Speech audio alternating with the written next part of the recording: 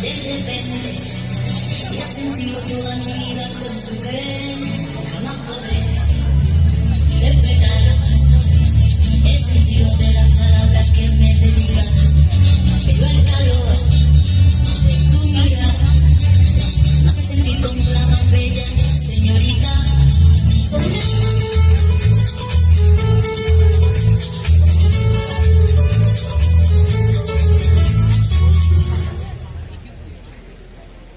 In the spring of 1521, he, as an officer, was defending the fortress of the town of Pamplona against the French, who claimed the territory as their own against Spain. I want the world under my feet,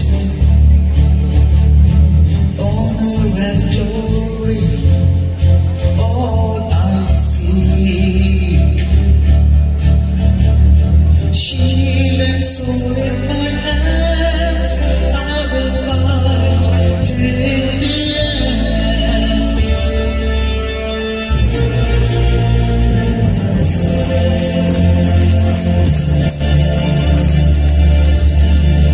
When all were ready to surrender, he, like a fearless lion, would hold off the French single-handedly.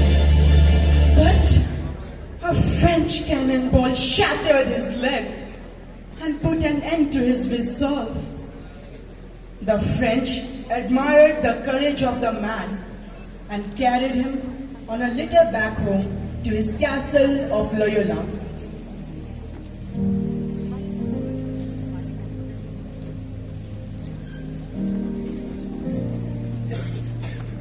His leg was not the only thing that had been shattered. His image of himself as a handsome, dashing courtier, everything that he had ever lived for, was shattered too.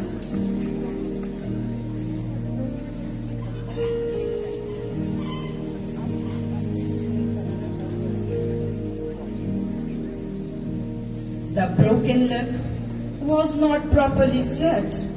The bone protruded in a way that would show through the tight horse that a courtier wore, so much as to be something ugly. He insisted on having the leg rebroken and reset. There was, of course, no anesthetic. In the end, one leg was still shorter than the other, which made him limp the rest of his life. During the weeks of recuperation, he was extremely bored and asked for some romantic novels to pass the time.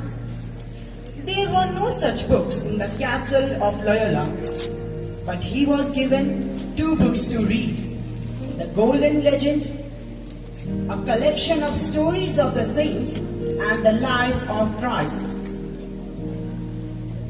While reading these books, he challenged himself to follow the examples of the saints, especially the examples of Saint Francis and Saint Dominic. He was deeply moved by the love of Jesus and continuously thought,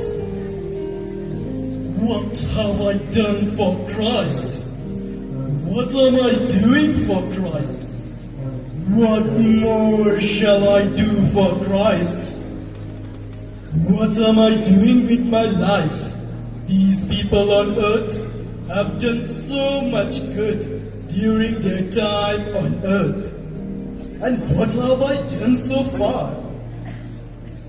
He began to discipline his body, rising at midnight to spend hours mourning for his sins. When he recovered from his wounds enough to travel, he left Loyola Castle in March of 1522.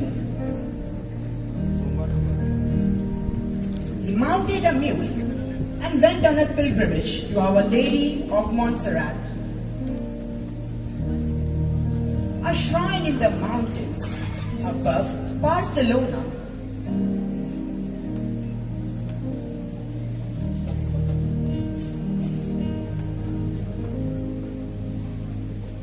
On arriving, he left his sword at the altar and said, God, that's all what I have left from my previous life on earth.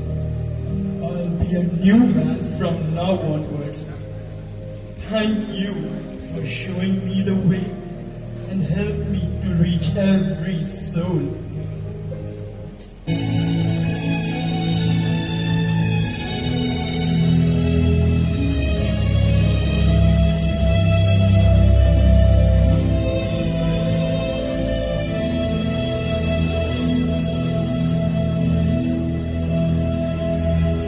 I pray you will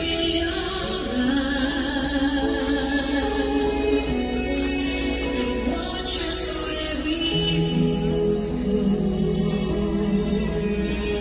and tell us to be wise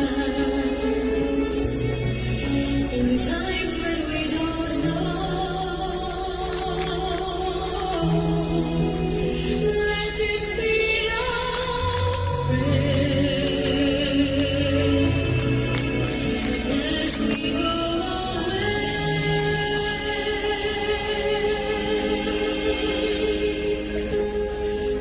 Lead us to a place, guide us with your grace, to a place where we'll be safe.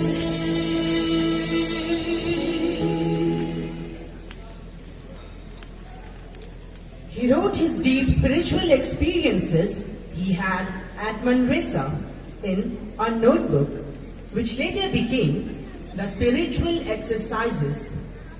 He wanted to live, work, and die like the disciples of Jesus. What a coincidence! At the age of 33, Jesus died on the cross. At the age of 33, Inigo, now known as Ignatius, began his second life.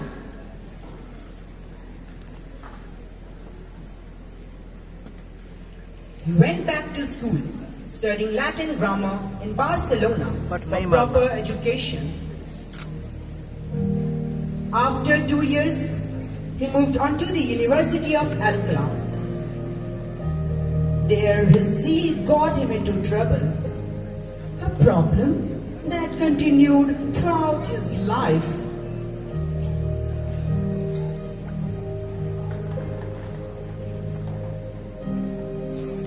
He would gather students and adults to explain matters about religion and teach them how to pray. His efforts attracted the attention of the church authorities. He was thrown into jail for 42 days. His crime was teaching religion without proper education.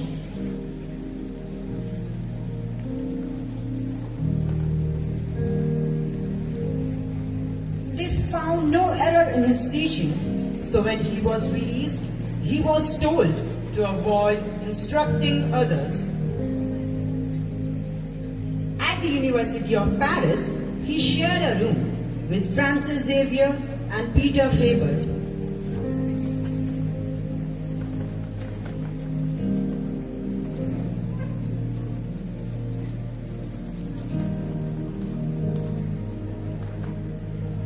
Xavier was the hardest nut to crack, interested as he was mainly in worldly success and honors. He greatly influenced a few fellow students, directing them in the way he experienced God in his life through the spiritual exercises. In 1539, all of them gathered in Rome, spent many weeks of prayer and discussion about their future.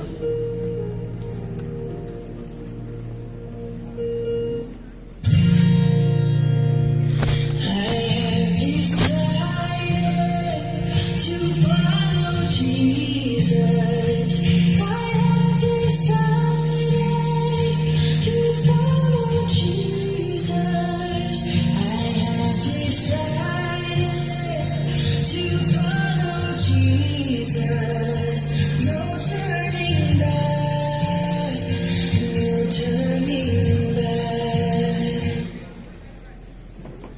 they decided to form themselves into a group, Society of Jesus, in which they would take vows of poverty, chastity, and obedience. Later on, he was unanimously elected as the first Superior General of the Society of Jesus on April 8, 1541, and reluctantly accepted the office. Many princes and cities in Italy, Spain, Germany, and the Low Countries begged Ignatius for Jesuit.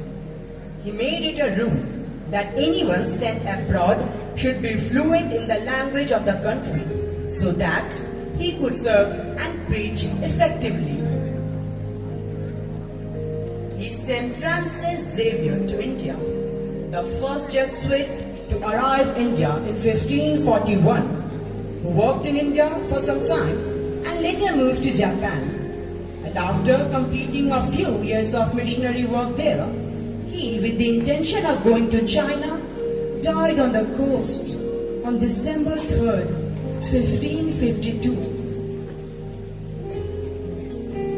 Due to excessive fasting and penance in the early years after conversion, Ignatius suffered from stomach ailments and they became increasingly troublesome in Rome. Ignatius died on 31st July, 1556. He was proclaimed a saint in 1622, along with his dear companion Francis Xavier. The Church and the Jesuits celebrate the feast day of Saint Ignatius Loyola on 31st July, the day he died.